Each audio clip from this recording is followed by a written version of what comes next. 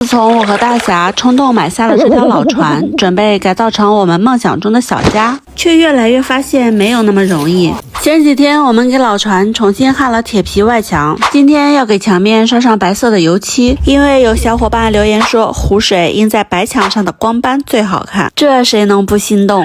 但是经常找不到合适的工人，刷漆和很多零散的活只能自己动手了。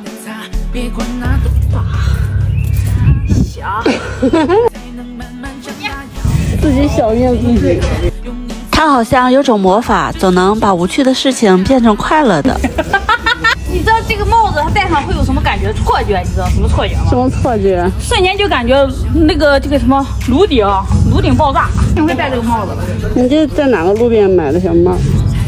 在一个不知名的小路边小店里。加油！虽然有些斑驳，但我感觉问题不大。他还说要把房顶涂成绿色，因为绿色代表了希望和生机。好看吧？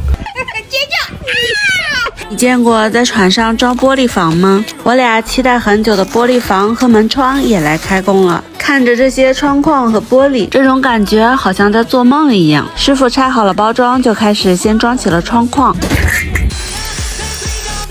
然后放进去大大小小的玻璃，最麻烦的就是玻璃房。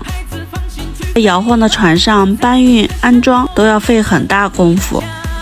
侧面我们做的是一整块5平米多的大玻璃，这样我们就能坐在小船里，透过玻璃看日落、看荷花了。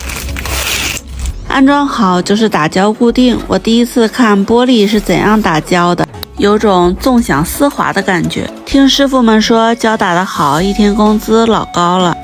玻璃房和门窗已经装得差不多了，过几天再来安装纱窗。而我们的老船也从这样变成了这样，明天开始就要刷点漆和装修老船的内部结构了。我们准备在里面做一个2室1厅。走向那朵离家的云霞，飘去无人知晓的天涯。